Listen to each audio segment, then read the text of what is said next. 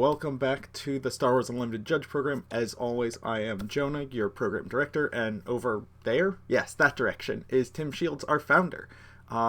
We're here for our first Q&A of 2025. We're going to talk about our plans for the year, and we are excited to have you all here. We don't have any questions pre-submitted for this broadcast, so if you have questions, just drop them in the chat. We do have plans to talk, and I know that Tim and I can fill the air even if you don't have any questions. But we have a little structure for our talk today. First, I want to share with y'all some of our numbers of where we're at, and then talk about our vision and our primary goals for this year. Then we're going to talk a little bit about merchandise coming up, and then finally a specific case. We're gonna try and do some education around a topic. That sounds good to me. Also, chat, please let me know if we have any echo issues. I know we've had those in the past, and hopefully we avoid those this time. Seems good. So let's just jump into things and get started for the new year. So, in terms of users, and I'm punching this up right now. So we have 3,423 accounts that's persons logged on, created account.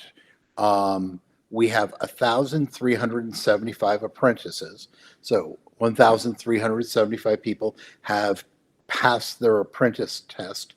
And Jonah, do you know if that's still about a 70% pass rate? I think it's about there. I think it might be closer to 75. My goal is about 80%. But I think it has been trending upwards as people have realized that this test is harder than the apprentice test and have taken a little bit more time to prepare and study for it. I'm sorry. The pass rate for level 1. Yeah. Okay. And then, because I hadn't said what the level 1 yet. I'm paying attention and not looking at stats over here. It's all good. 69% or 69 L1s. And then of those, and this is going to be the drum that I beat forever and ever, of the judges, of the L1 judges, of the 69, 59 have made it. 59 have made their profile viewable. So there are 59 L1 judges who can be discovered in the system so far, and we expect that number to go up quickly. Yeah, particularly once we get as many people as we can endorsed. And we just need to acknowledge, and just so everybody knows that we understand this, we have a bottleneck. We are waiting to get the full data on all the stores. Once we have all this, because right now our data set is stores that are running planetary qualifiers. We have that full list, so those stores can endorse folks to become L1 judges. We expect that soon we will have the list of all stores, and then we can open this up. We can open this up significantly. I want to remind you, because I am certain that somebody's going to be really disappointed about this. When we go live with merchandise, which looks like it's going to be roughly 30 days from now, it will only be available to people who are active participants in the community. And how I define participation starts with, I have made my information discoverable. I am proud of being a judge. I am telling people I'm a judge, and that other people can talk to me and discover me as a judge. And so you are absolutely welcome to continue using the site and not have your information discoverable.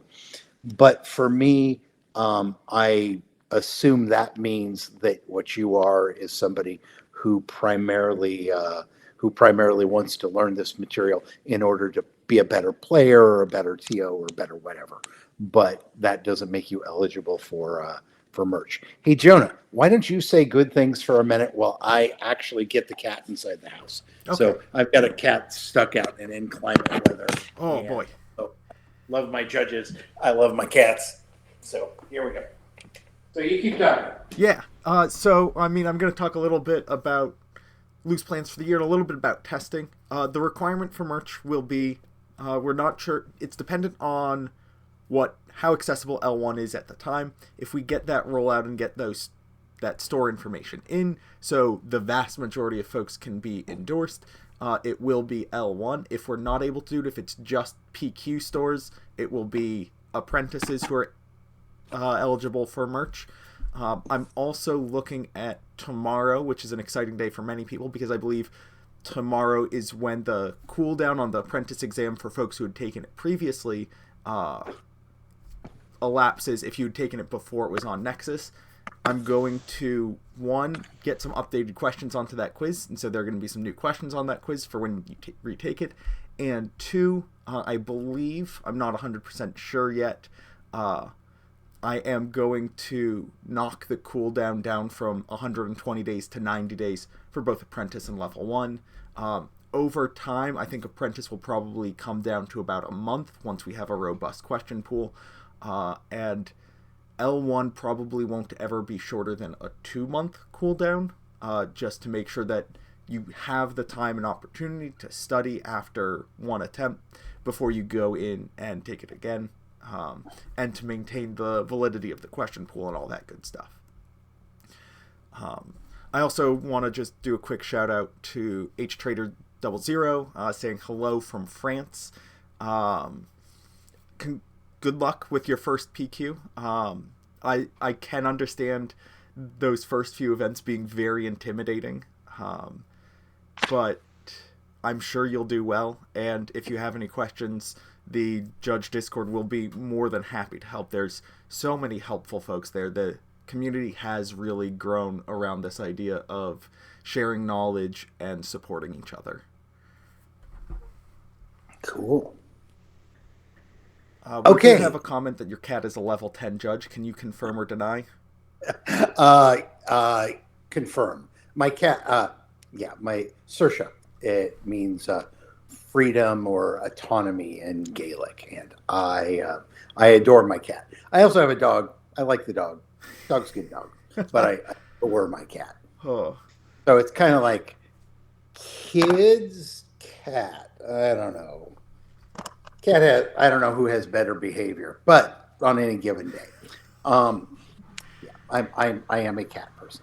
Okay, so back to do we have any questions yet? Or we do have one question right at the top from Director Griffin, who wants us to tell him about ACEs. I think that's a question that we should bring Chris Allison on to talk about at some point. Sure.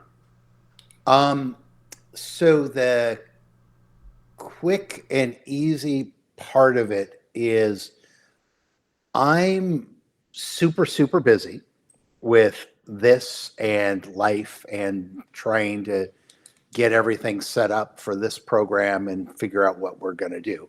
And so I have decided to take a step back, or actually that's not really the way to say it. I am no longer involved in staffing. So Cascade Games is not going to be staffing conventions as a regular thing. Okay. I still will be, I have every intention of running events at a couple shows per year just to keep my hand in it. But Cascade Games is not going to be, say, staffing Asmodee at Gen Con. Chris Allison, who used to work for me, and many of you know, has created his own company and will be staffing a bunch of shows for Asmodee. And so you can, and you're right. We should bring him on to talk to everybody about it. But I fundamentally decided that I wanted to do less projects and be able to focus on them rather than run myself crazy. Which is new for me, frankly. Yeah, usually that's big, and I should take a page out of your book.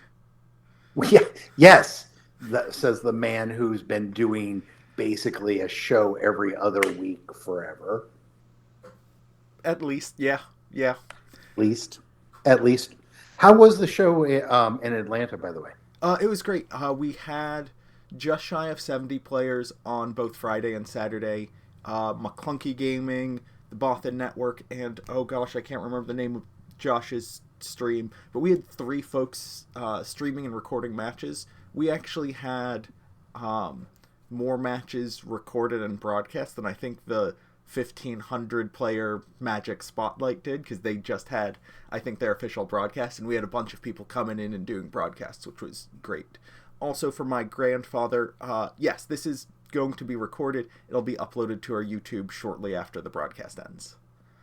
Cool. Okay. I think that covered aces. So vision, goals. What are we trying?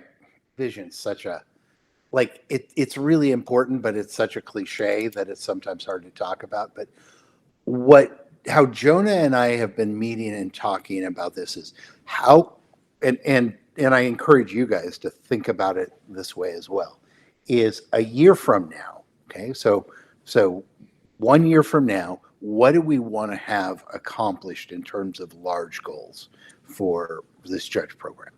Okay. And because I don't want to just do a monologue, let's just start out with Jonah on a judge testing level. Where are we going to be in a year? So my goal is to make sure that we have level 3 judges available for planetary qualifiers at the end of next year. That is, our target has always been level 3 judges as head judges of planetary qualifiers, and to get there, we're going to have to go through a couple different steps of certification, and our goal is, at minimum, having that certification available for planetary qualifiers at the end of next year. That means, of course, having the level 2... when I say next year, I mean this year. This year is still next year. It's still new enough. So the end of 2025, before 2026. Yeah. So that means we'll go from where we are now, which we've launched level 1, although, obviously with the delay of, since not every store is in the database to do endorsements. But actually, take it away. We're going to do. Yeah, so right now my number one educational priority is actually developing Melee and scorekeeping content and training and education and testing for that, and a certification to go alongside it. That's been really interesting to think about. Testing that is going to be, we have some interesting ideas on how we're going to test that. That is not going to be a certification for every judge. Scorekeeping is not an expectation of most judges, particularly at this more intense level. It also means that we're going to be developing the level 2 certification, which is going to be focused on competitive play, whereas level 1 is focused on casual tier play. And then level 3 is really where we're going to dig into things like conflict management, investigations, leading other judges. Level 3 is where you start really digging into managing larger competitive events. You will still be doing competitive events as a level 2 and even as a level 1 for the first year or two, but level 3 is a big step up. Depends on how many planetary qualifiers we have globally, but I think I'd like to have 200 to 300 level 3s as like a healthy number that the program needs or will support. But that depends on how organized play shakes out. Sure, but for us, at least when Jonah and I were talking about this, we're expressing the goal that, and I really do encourage you guys to hold us accountable to this, but we should be delivering. Where we should be. We've already done level 1 stuff now. Then level 2 training, level 2 testing.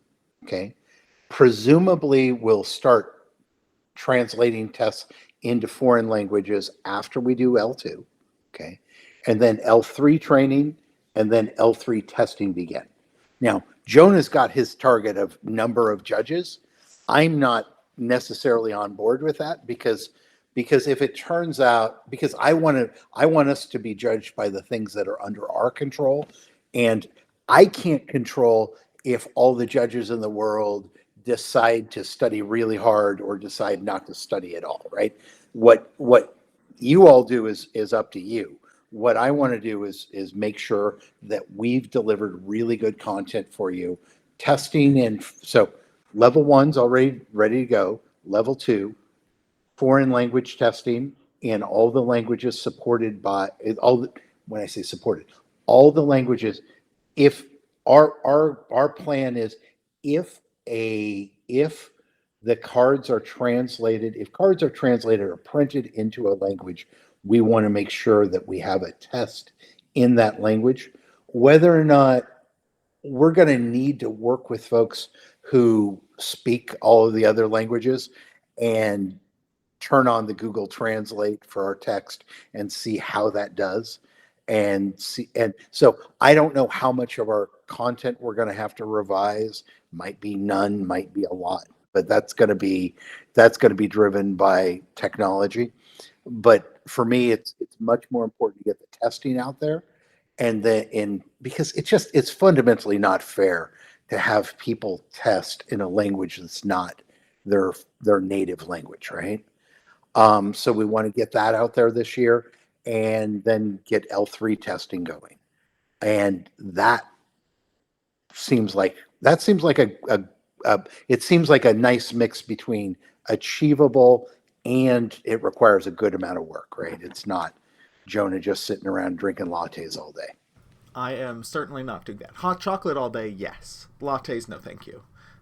Yeah, I'm with you there. Sprinkled throughout the year, I do want to continue releasing, oh gosh, I'm forgetting the word, elective content, essentially. Stuff that is useful to have for level 1 and for level 2, because if you're only interested in judging at the local store level, while some of the level 2 content, some of the level 3 content might be useful for you, there's still a lot of stuff that I can teach you and that others can teach about how to become a better judge at the store level.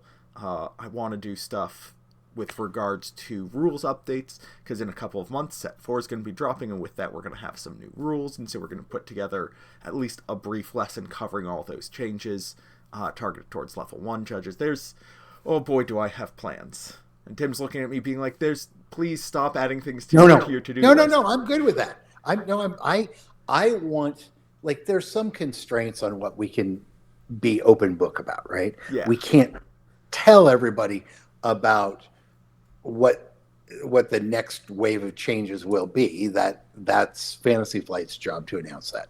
But what I'm pleased to tell you guys is that we're working well with Fantasy Flight. We're getting information in advance, and then Jonah's being able to create trainings, and we should be, assuming everything continues to work, we should be super current. And I really want us to be, I want us to be a good source of information that where a change gets made, and then we can have data for you quickly, rather than a change gets made and 2 weeks later we have a class. Right. And we did have, I don't think we've done a broadcast since we went out to the offices in Minnesota, and we had, I think, a very productive couple of days, and we established a lot of connections. Incredibly helpful. And so that means ideally we're going to be getting information sooner, we're going to be in closer communication, we're going to start sharing a lot more back and forth, we're going to be able to provide your feedback to them more effectively, they're going to get clarifications to us a little bit faster and a little bit more directly. I'm really excited for what we're doing with all of that. So we're quite optimistic and quite positive. It's funny because we've had at least once a week a conference call the entire time that we've been working with Fantasy Flight, and just 2 days of being in person is so much, like, it's just, I don't know, it was magical. Anyway, okay, so other goals. For those of you, you know what? I'm just gonna keep beating it like, I don't know, a bongo drum. I don't know. It's hard to find the good metaphor for that. But we will launch a merchant for those of you who have decided to make your your status as a judge publicly visible, we will have a merchandise program for you. Right now, we've got several pallets, actually 4 pallets of miscellaneous stuff that I think will be a nice starting place that's coming through customs. So I would guess that, so it's already crossed the Pacific and now it's coming in customs. I would guess that by the end of the month, we will have launched our first wave of merchandise. We will give you several days of heads up. Okay. So we'll make an announcement. We'll make an announcement about what the merchandise is and who is eligible, with the ground rule of it. I probably won't have a programmatic way to check. I'll have to check manually, but I personally am going to check every order and make sure that they have made their profile visible. And if not, that order will be canceled. So, and that's just one of the ground rules, right? But I expect that I expect the first wave of merch to be available by the end of this month.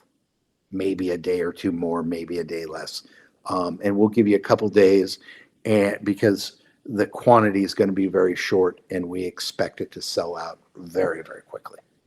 Yeah, I have a couple somewhat related questions, and I'm just gonna take Hit them 'em. and answer them real fast. Bushwookie Gaming asks, for people who couldn't order judge shirts due to size availability, will you still get judge promos?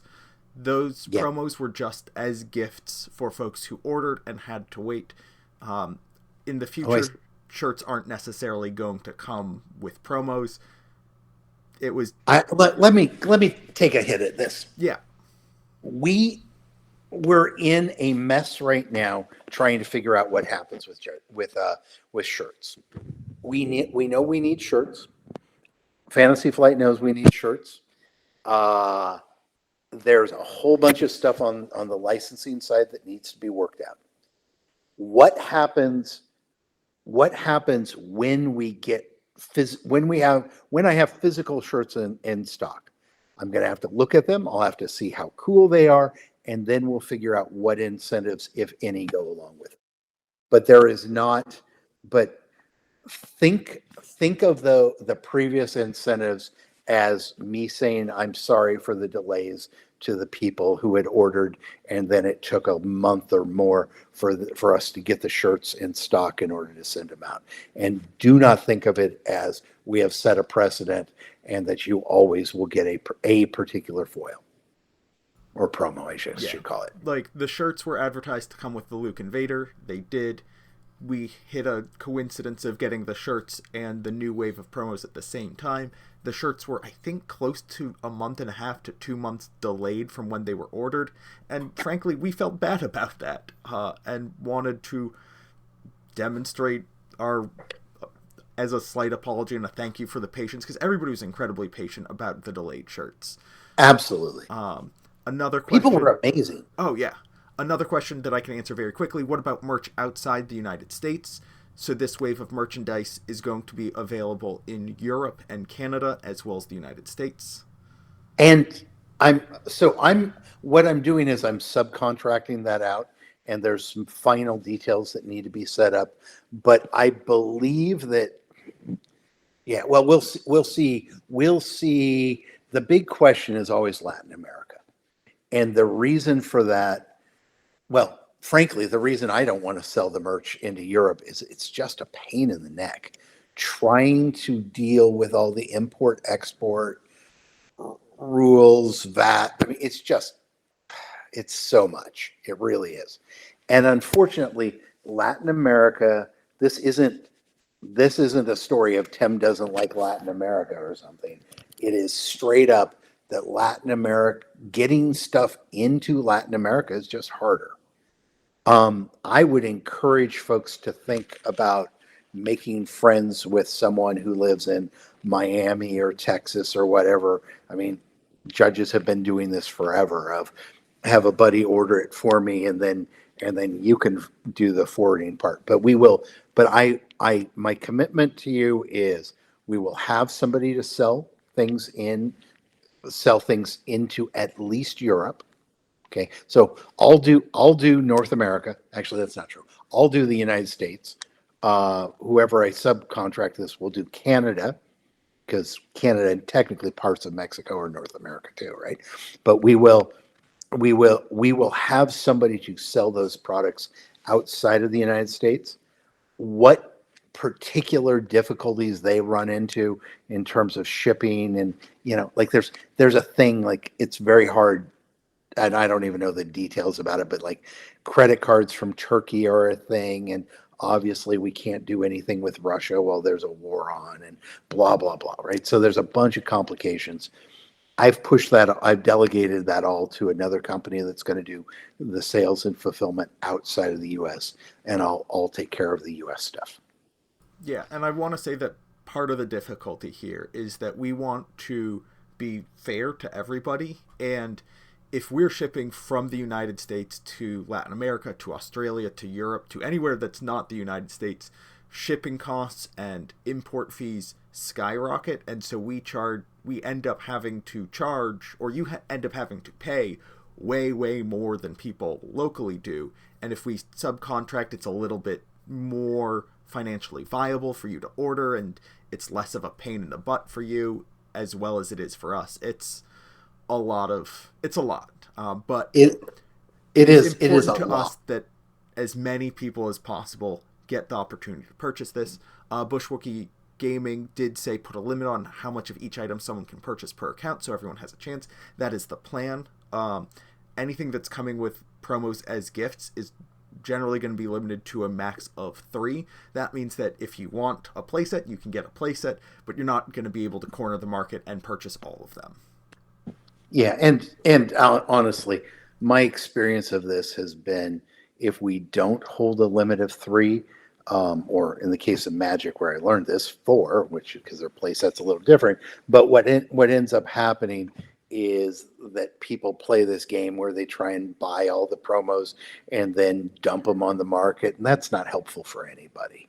And so, yeah, yeah. Wow, the sun just came out, and I've got a big shine on the middle of my forehead. Jonah, don't go bald. That's my advice for you. I Yeah, know it's okay. spinning a little bit, but yeah. So I am not I my goal is to get this out to as many of the judges as possible. But here's where I beat the drum again. Only the judges who have made their profiles visible to everybody. If you're embarrassed and you don't want to share your information, that's okay. But I'm not going to let you buy promos. Merch kits. Sorry. Yeah. Not buy kits. We're not selling Okay. promos. We're selling. Sorry. What I was Yeah. thinking in the back of my head is Yeah. when Access. we go do conferences, okay? Yeah. And we'll do some number of conferences this year. We're still working on details. We will give away promos at those conferences. But guess who doesn't get them? See, I'm really going to beat this bongo drum today. Boom, boom, boom. If you don't we will look everybody up and make sure their profile is visible, because what I'm really trying to say is, if I wake up a year from now and we have thousands of judges, but nobody can find them online, this whole thing fails. So I gotta just ride this thing. Okay. Can I? Oh, I want to talk about something that we've.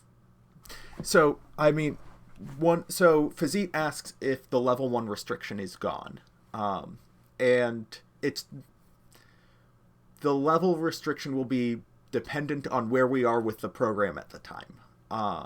If level 1 is generally widely available, if we have 2 Actually, to Jonah, 5,000. you said level 1 restriction, and you didn't explain what that is. On purchasing merch kits. Yeah. We've talked about being restricted to judges only, and the plan is that it will be restricted to judges only. The level is dependent on how widely available the certification is.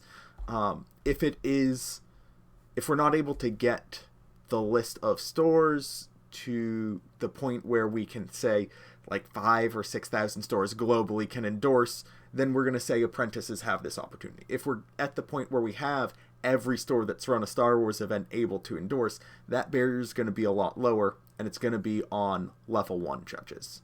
Let me frame it slightly differently, but I agree.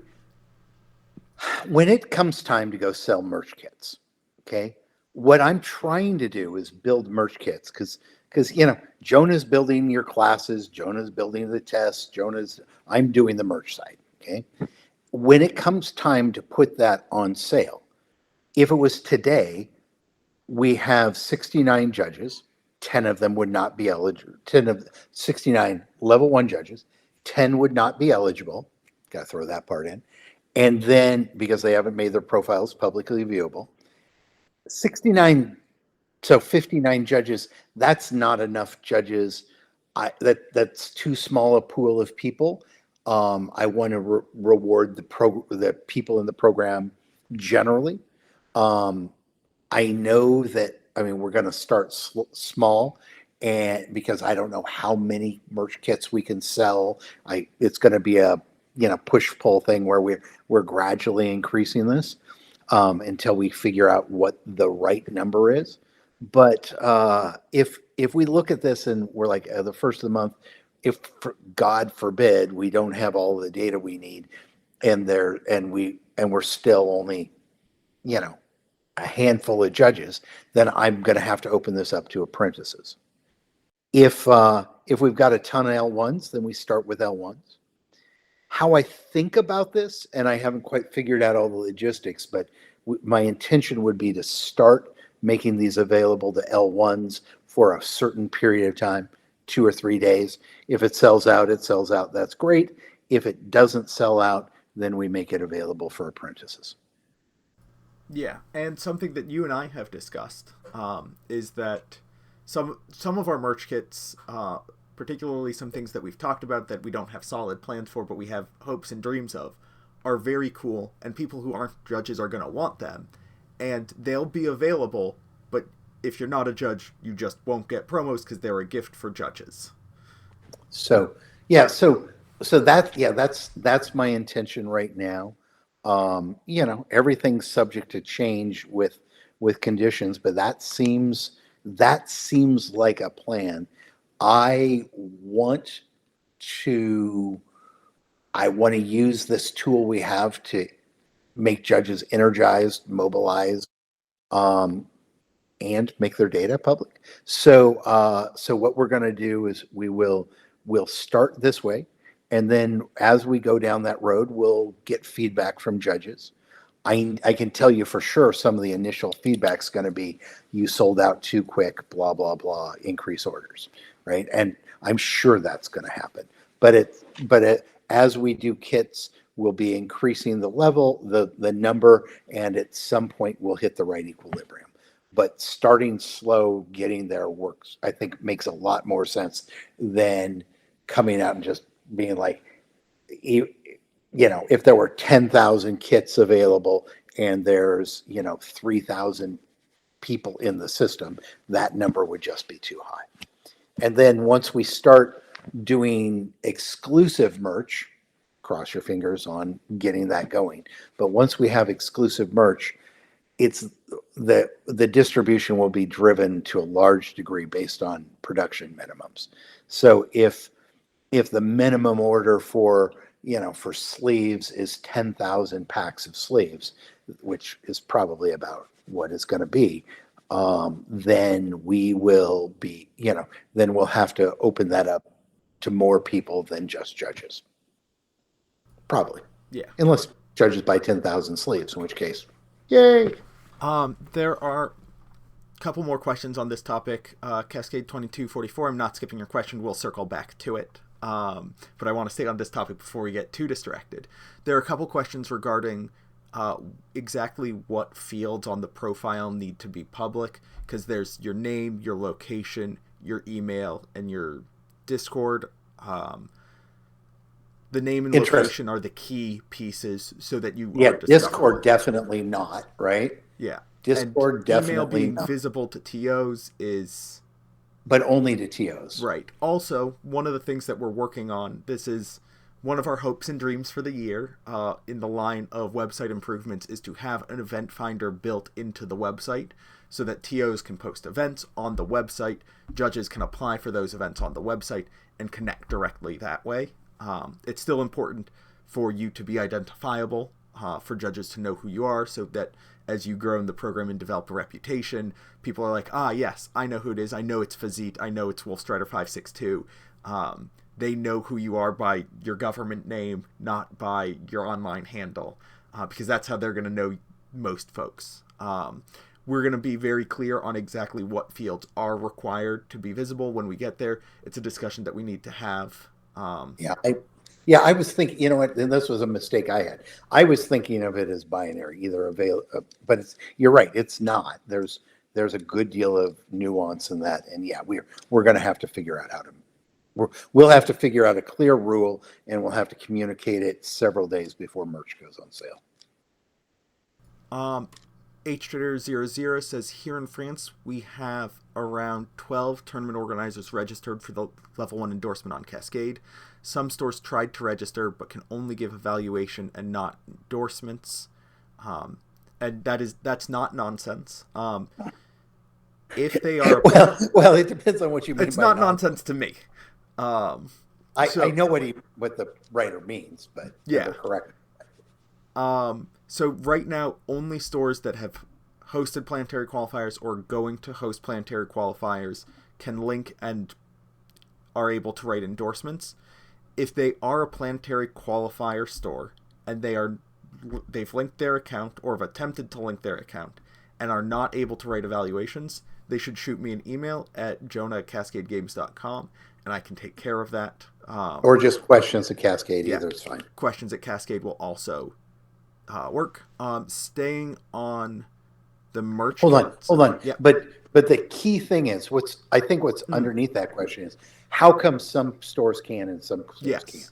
So the answer here is we have the list of location of store, the name of the store, contact information for the store, and verification that they are a real store from FFG, covering just the planetary qualifier stores. We are working with them to get that information on a global level. We have some of that information, but we want to make sure that we have all of that information so we don't just say, okay, and the United States and the UK can now have as many L1s as they want. It's all of these stores. We want to make sure that we roll it out globally and evenly, and we want to get all of that information at once. The way Asmodee and FFG are structured is it is very regional, and so it's not...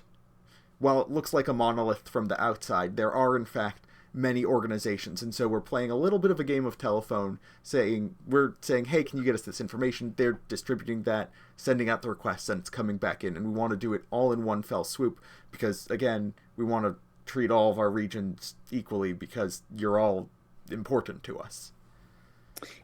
Yeah, and actually, I want to emphasize this. It's super important to me that we treat all the regions in a way that seems fair. I am very aware that Jonah and I are both sitting in the United States, and we're going to have all kinds of United States biases.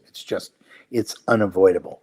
And so what I'd like to ask you folks to do is, if we screw up, when we screw up, if there's something that's a cultural sensitivity for Europe or Latin America or Asia or whatever, wherever it is we're screwing up, just let us know, and we'll do our best to correct that.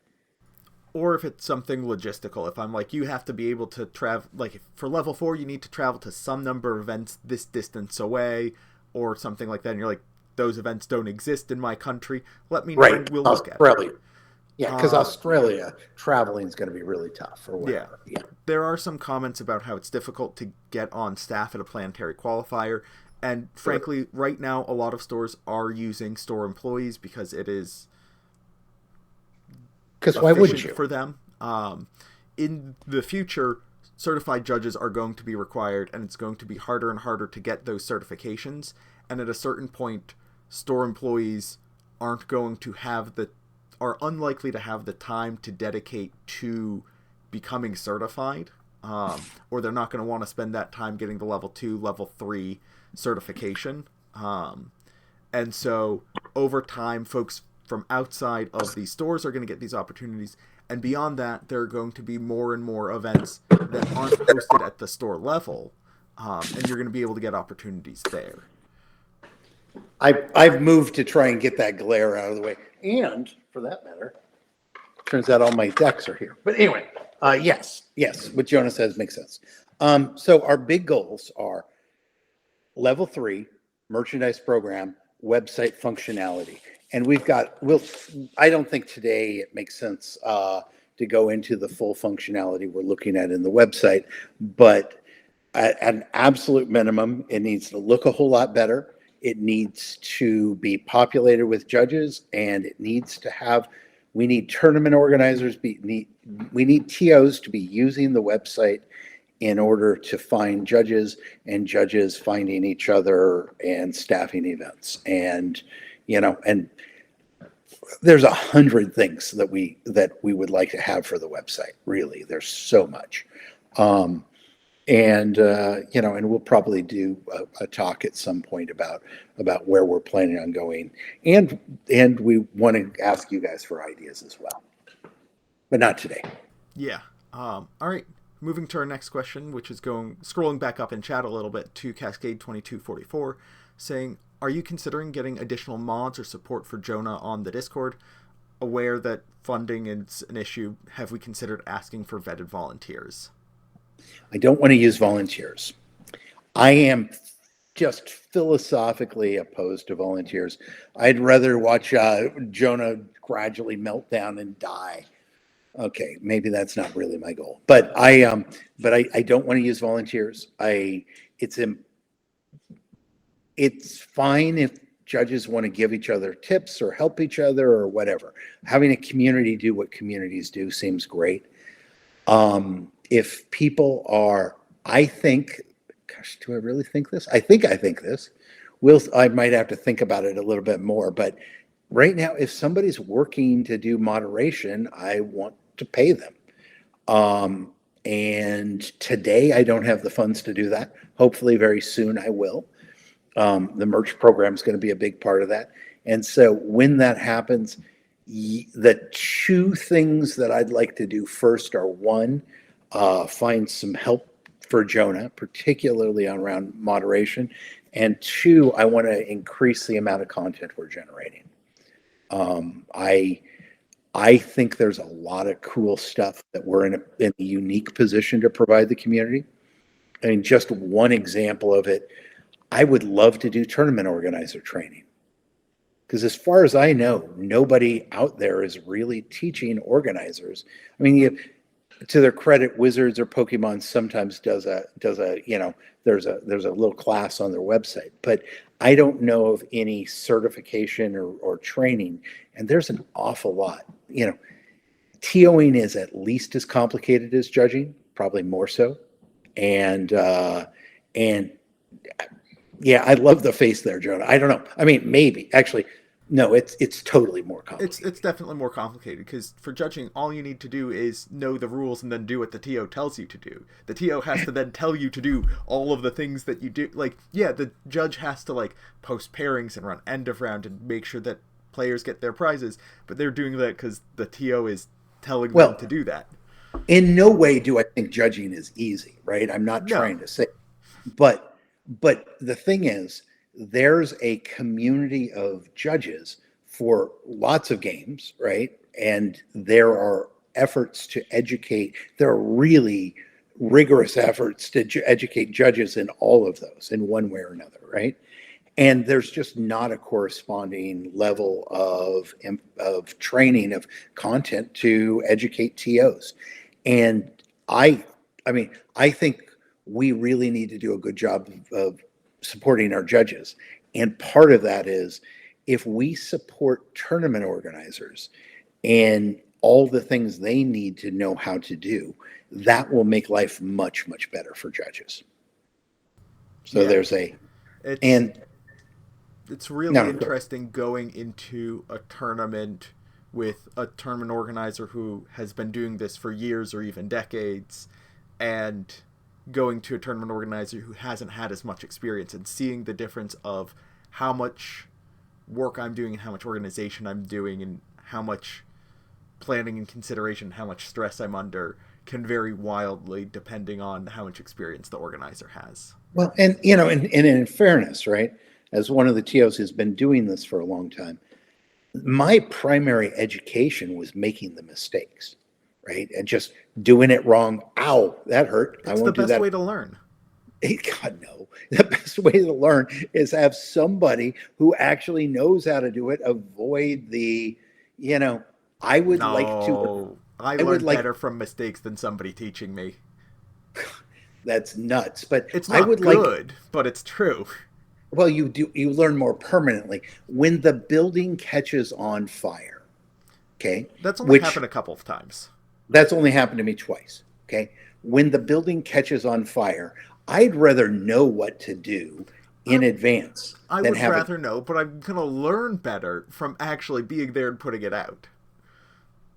Yeah, well, it will. I promise it will stay in your mind. Also, Okay. for chat, when we say the building was on fire, we mean the building was on fire. This isn't a metaphorical, oh, that was a dumpster fire of an event. That was the fire alarm went off and the fire department showed up. Yes, or the fire alarm went off and the fire department didn't show up. Yes. But these are stories for other days. But yes, there are things. So the point is, we should be creating content that we're qualified to do that other folks aren't. And I think we could create a bunch of cool stuff. That's that's not, if it turns out that another year goes by and I don't get to create my TO trainings, I'll live with it. But getting to L3, testing in foreign languages, site that's not ugly with full functionality, good merchandise program to reward judges and to support the program. Those are our like drop dead gotta have it goals. And I do want to add one of our goals that we do have on our productivity tracker is finding support for me. That is something that is 100%. And I want to include that as an explicit goal. So the thing not is, for me, but so that folks know we are definitely looking to get support. So it's just not just the one guy in Discord all the time. well, and yeah, absolutely, because Jonah literally can't keep this pace up. He just can't. So we'll see how much longer it takes, but I have every intention. I mean, I would like some help too. So but getting Jonah someone to support him is the other goals won't happen unless we get support for Jonah. Yeah, and I have a lot of ideas of various types of content that I want to do. There's a lot of videos that I want to make. I want to start making some short form content, just like card of the week, where I pull up a card and I say, hey, let's talk about Lurking TIE Phantom for 30 seconds to 2.5 hours and call that short form content, because, oh boy, that card. But so we will do more of that, and we've got more room to create content, and we've got, I don't even know if content's the right word, but we can talk about that later. But we want to be a source for information. I'd like to do stuff for players too if we can, right? Because my starting organizing idea thesis is, how do we make life better for judges? And one way we make life better for judges is we help educate TOs. We educate judges, we educate TOs, and then some basic education for players would be really helpful for them. So before we get too far down the, my dreams for the year, but the three takeaways are, the program up to level 3, the site with dramatically added functionality, and a merch program. Those are our 3 goals. Okay, Jonah, we were going to talk about a case, but maybe you have more comments. I think I'm not seeing any specific question. We are getting close to the end of our scheduled hour. We traditionally, I think I should say is the correct term, go over time. But if you have any last minute questions, go ahead and throw those in the chat. But yeah, somebody says a competitive primer for participating in PQ would be nice. What do you need to bring? What do you need to know? What are your player responsibilities? how to call a judge, what you can expect from a judge interaction, because I think a lot of players expect us to slap them across the face and call them a dirty cheater as soon as they do anything wrong, and just demonstrating that that's not what judges do is, I think, very helpful to a lot of them, showing that if you have a concern about your opponent and don't want to bring it up at the table and, have that awkward social interaction, you can say, Judge, I want to talk to you away from the table about a card in my hand, then step away from the table and be like, hey, I have this concern. A lot of stuff that judges know that players don't know because they've never thought about it that way. There's a lot. There is a lot. Speaking of a lot, we have that topic of, of discussing when to DQ players, how to do it, how to manage unruly players. I think that's a really timely discussion to have, but I can imagine that conversation going for about an hour. Yeah, I mean, the short version or the short note on that is content about those complicated situations, lessons on it will be coming. It's on my list. It's important for folks who are head judges, particularly for competitive events, to understand that. And it is also very complicated to teach. I can tell you what I think are best practices as many times as I would like, but you're not going to learn until you've walked through that fire several times. So maybe instead of getting into it today, maybe you want to just hit on a top level what your principles are, and then we can go into it in more depth when we haven't spent an hour talking about our goals. Oh boy, I mean, I don't know what my top level bullets are, and we do have a couple questions. Okay, well let's take the questions, but let's defer this case till later. So Fazit says, how do we get TOs to pay us reasonably? We came to an okay deal with the TO, but not really what I think it should be. This will be a whole lesson on its own, negotiating with your local store and getting your worth. But Tim has something that he would like to say, and I know what it's going to be. Well, there's a number of things I want to say. Okay, and remember, many of you don't know me, haven't met me, whatever. So you might not know my background, but I've been a tournament organizer for, basically forever, right? As long as there have been events to organize, I've been involved in them in one way or another. And let's start out with, it's really, really hard. Okay? Getting paid. Now, there is no such thing as fair. Like that's not a like we don't get paid in units of fairness, we get paid in units of money. Okay? And how I think about this is, first of all, we start with, we don't work for no money.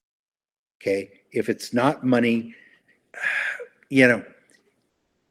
ultimately when people are working, they are put on the books, they are paid with a check, and it's legal and above board.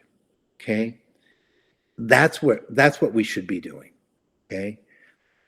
What you and I need to do, Jonah, all of us collectively, is we need to make sure that it is clear that when you're judging, you're adding so much value that it is worth the TO's time and energy to pay you. Okay. And so what we'll talk about as the year goes on is, how do you make sure that the TO knows, and how do you make sure that the TO knows, one, that they need to have you as a certified judge, okay, which is a rule that's going to be rolled out as the year goes on. And then two, how can you explain, we're going to try and give you the tools to explain to a TO what you're going to do. Right? You're not somebody who's playing, World of Warcraft in the back of the room and occasionally jumping out and putting on the keyboard, that you're actively engaged and that you're necessary. Okay. And then when the tournament organizers are business people first, right? They are rational human beings for the most part. If you're adding value, they're going to be and they know they need you to do the thing, then they're going to share that value with you. And that's the big picture takeaway. But Also, it's also don't not, work for it's free. not easy. It's a very hard conversation. The word no is very powerful in these negotiations, particularly when they are required to have a certified judge saying, no, I won't work for that amount of money. I never use the word no in my negotiations ever. I say things like, "I'm confused. I don't understand what you mean." When are you saying you? Because I assume they're not asking me to break the law, right? And so, if somebody's saying that we'd like you to work for free, I respond with not a no. I Yeah. respond, Or "Wow, I'm confused. if You're you're not being asking that, offered are you?" something that is insultingly low that you just don't want to work for, you can say no. No, As thank you. Or Yeah, I usually blame a third party, okay? Because I don't want to have a bunch of tension between me and the other person. And so when, I'm sorry, I'd love to do it, but I just can't at that rate. It turns out that, that I have to justify my time to my spouse, to my family, to myself, to whatever. And, and I just can't do this for that. I'm so sorry. Or, I'm sorry, but there's a minimum wage and I can't work for less than that. Right? I just can't. And whatever there's going to be a process of you figuring out what your takeaways are, what do you need, and then politely saying, showing I add all of this value and these events are making money for you, I hope. And if they're not, we have a bigger problem that we need to solve. But right now, I think PQs are doing really well for organizers, is my sense. And then the next one is, but there's certain requirements, and I think in general TOs are going to be receptive to that. yeah. And we'll talk more about this as the year goes on. We'll do some role plays too. Oh, for sure. Let's see. What else do we have? A couple more questions. HTrader00 says it would be interesting to do voiceover in different languages with the video lessons we provide. A little bit complicated, maybe. Yes, a little bit complicated, definitely. But it's our priority, as Tim said earlier, is getting the tests translated because, frankly, the rules are available in each language the game is printed in, and so it's a little bit less important that the lessons themselves are translated because you can go to the source material and you don't necessarily need me to read you the rules. Well, and you can get you should be able to just click on Google Translate Yeah. and have the text of it. And we do have that Google Translate built into the lesson pages right now. Looking into those translations a little bit more formally and having somebody who is both familiar with the game and is properly bilingual to evaluate it rather than just being like Google Translate knows exactly what it's doing, never mistranslates anything ever, particularly when it's a technical and specific piece of language. I will do it wrong every time. But hey, let's just throw this out to the community for now. If you would like to do something helpful and you are bilingual, click on click on the text, click Google Translate and tell us. I mean, because I don't speak French. I just don't, right? I don't speak Italian. I just don't. And so take a look and tell us if it's adequate, if it's, give us, give us a scale 1 to 5. Is this meeting people's needs or not? Because we don't know. Jonah, are you bilingual at all? I've been on Duolingo for German for several years, and so I speak German like a 3-year-old would. Nice. Yeah, it's more than nothing, but I I could probably survive. I mean, if I was in Germany, they'd all just speak English because my understanding is, it like a huge percentage, over 50%, speak English fluently, and most understand English. So I'd survive in Germany, but not because of my German skills, but because of their English skills. Yeah, because I got nothing, right? I got Yeah. literally nothing. And um, so what? Uh, so yeah, we could use some feedback in that area. Okay, what's the next question? I think Or are we? we have mostly caught up with the questions. We just have a lot of conversation about what is fair compensation. 3 packs for a 5-hour tournament, not fair compensation. I think you would agree. Wait. Getting paid in product is entirely problematic. Now, I'm not saying it's always inappropriate. I use that word problematic deliberately. Okay. Getting paid in product raises this issue of um, what is product worth, which is you and I could debate that all day long. And then the next part of it is, folks, you're judges. You're not criminals. The idea is not to find a way to get paid and work under the table.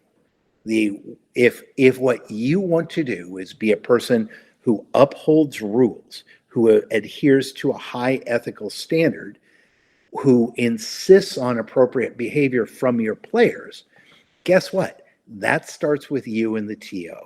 Okay, it doesn't start with the players. It starts with you.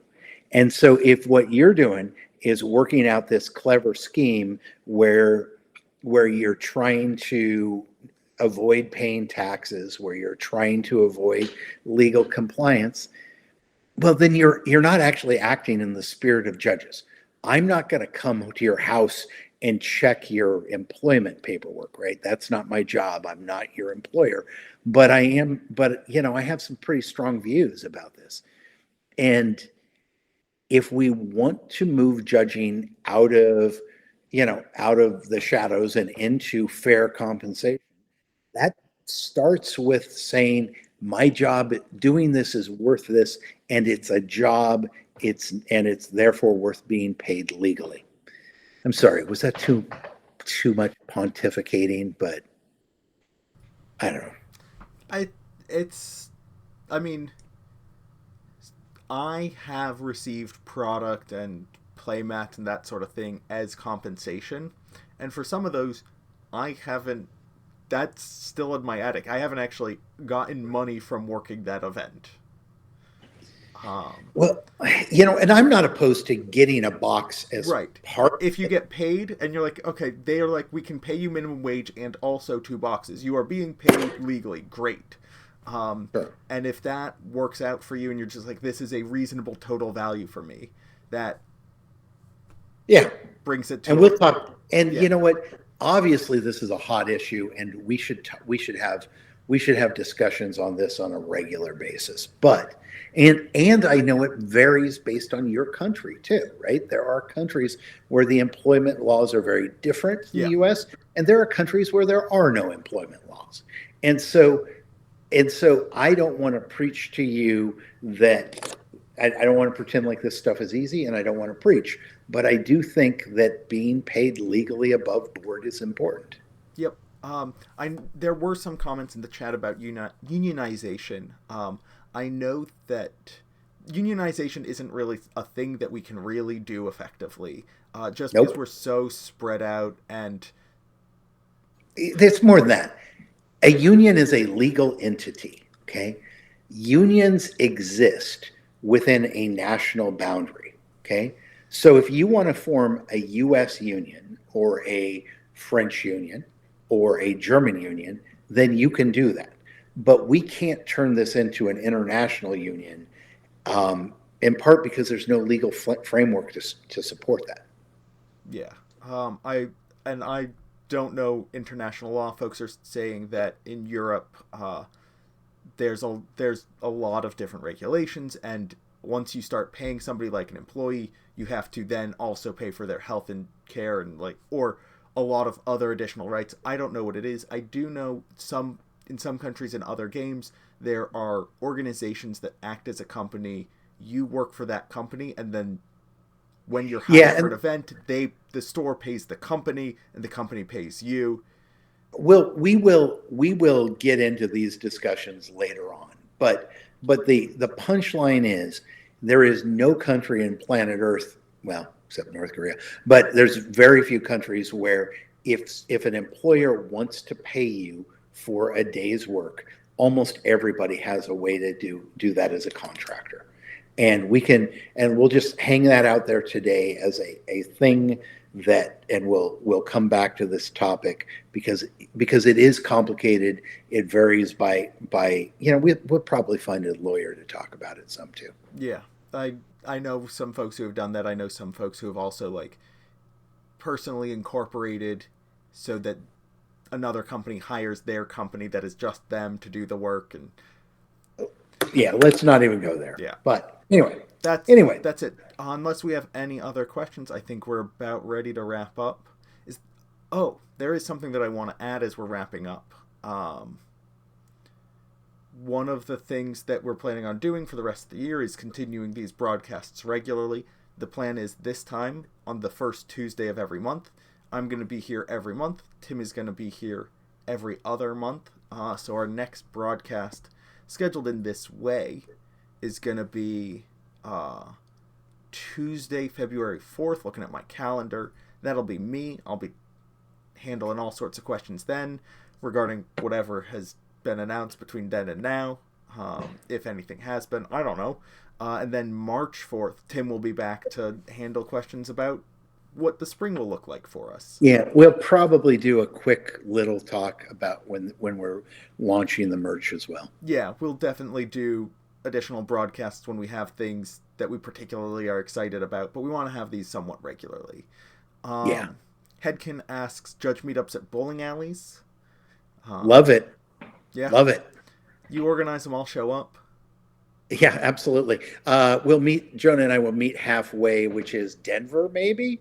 I don't know. Yeah, Minnesota.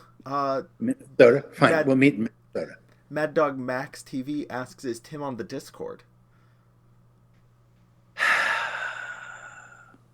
Tim should be, and he's not right now.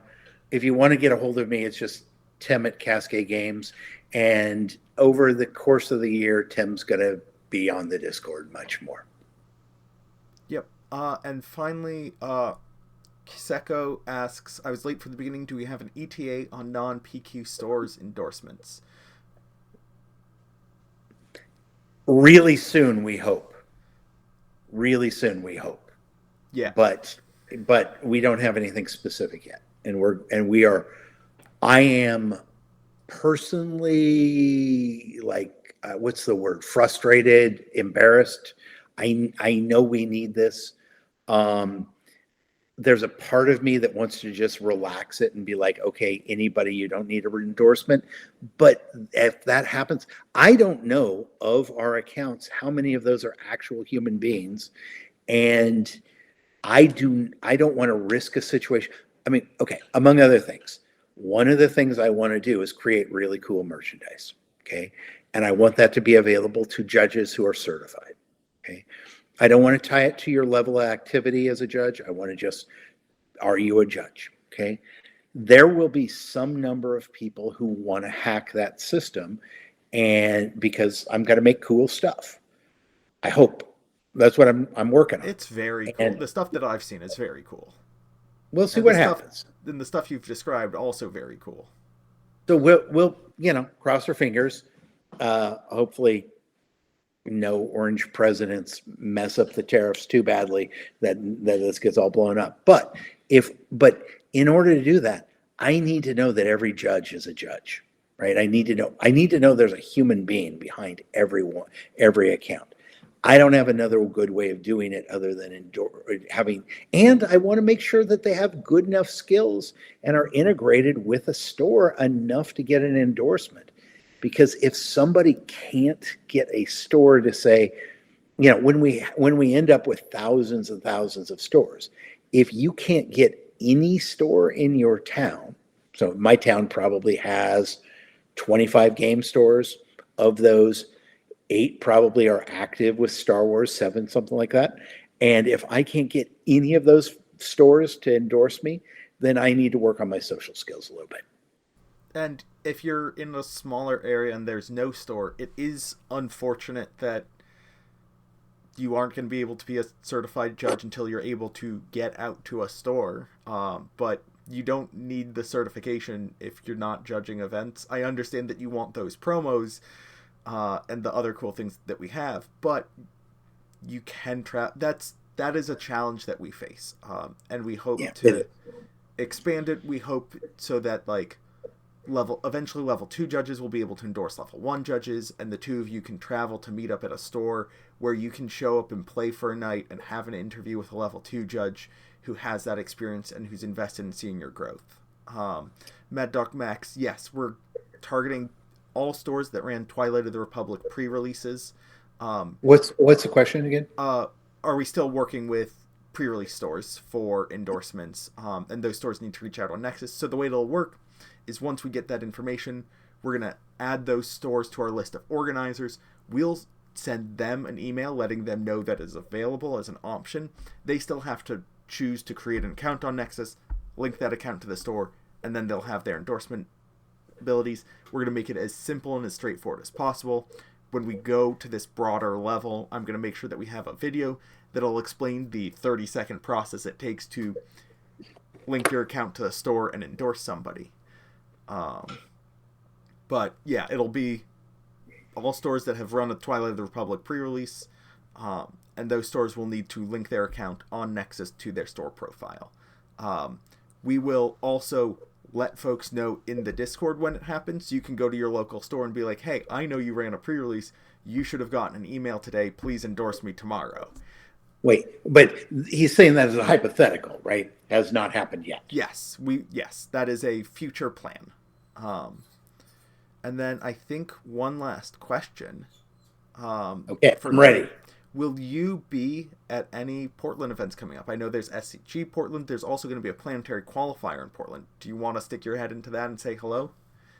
So the question, are they asking me or are they asking you? Will Tim be at the Portland PQ is the question as written. Oh, I thought, okay. I was assuming they wanted to see you. No, they want to see you. You're also famous. And important. Well, I you know what I am is I'm in Portland. Yeah, you know what I should go by. Absolutely. I should pop my head in, and I'm definitely planning on going to the Star City Games event. What date is that, by the way? Let's give them a little shout out. Maybe people come play. I don't know the date of the Portland PQ or the store off the top of my head. If somebody wants to drop that in chat, I'll absolutely echo it. Star City Games Portland is going to be February 7th to the 9th. I'll be there. I won't be doing Star Wars that weekend. I'll be judging some other game that's just not the regional championship. That's the name of the event that I'm going to be judging. It's not a regional qualifier. It's a different thing. And what date is that? The SCG Con is going to be February 7th to the 9th, and then the planetary qualifiers at Guardian Games January 18th. Okay, and it's Guardian Games main store, not the one in Aloha. Yeah, but I really like Guardian Games. It's a neat store. So yeah, I'll pop my head in, and Jonah and I will probably do something social around the Star City event, maybe a little meetup. I'm going to be working, I'm coming into Portland a day early just so I can spend a full day on either side of my trip at Powell's City of Books, because I like books. They're not visible here, but there are possibly more books down here than Lego. So hope to see you guys at either of those events, and feel free to give feedback. Once every couple months for me, once a month for Jonah sounds good to me. But whatever you folks say, just give that feedback on to Jonah. Yeah. We have an invite from Thanos068 to come down to events in Texas any point in time and say hello to folks down there. Which city in Texas? I will wait to see what Thanos has to say about that. Oh boy. Vehicle119 says, come to Denver and I'll take you to Tattered Cover. I'm guessing that's a bookstore. Okay, there is an SCG Con in Denver this spring, so I'll probably be in Denver. I love Denver. I was born in Colorado Springs. I'd love a chance to get to sneak. You know what? I want to travel some. I want to get, okay. You know what? I wasn't going to do this, but now I'm being impulsive and going to do it anyway. I would like to get to Europe 2 to 4 times this year. We'll see. Probably closer to two, but I would like both Jonah and I, and hopefully the person who is, Jonah 2.0, or Jonah assistant or whatever you want to call that person. I would like us all to get to Europe a couple times. I don't know if we'll hit Latin America, but I really want to go. I've never been to Brazil, for instance. I'd like to go to Brazil.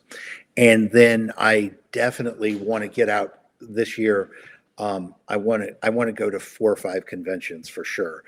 And there's there and some of the major events. And so we'd like to hold meetups there. There's going to be a little bit of difficulty with the schedule, right? Because San Diego Comic-Con is the same as weekend as another event, and blah blah blah. But Another event, the Galactic Championships, there might be a little bit of overlap. there might be a little bit of overlap. But basically, that's where we're hoping to get that schedule. There's some work we need to get done with coordination with Fantasy Flight, and then we'll get that schedule of the events that we want to go to. But Essence absolutely on the list. Gen Con, PAXs seem like a really good place to be, and whatever else we can do. Well, I think we've talked everybody's ear off, Jonah. Yep. Thank you, everybody. That's about no it. more. Okay. All right. Bye, everybody. See you folks in a month. Bye.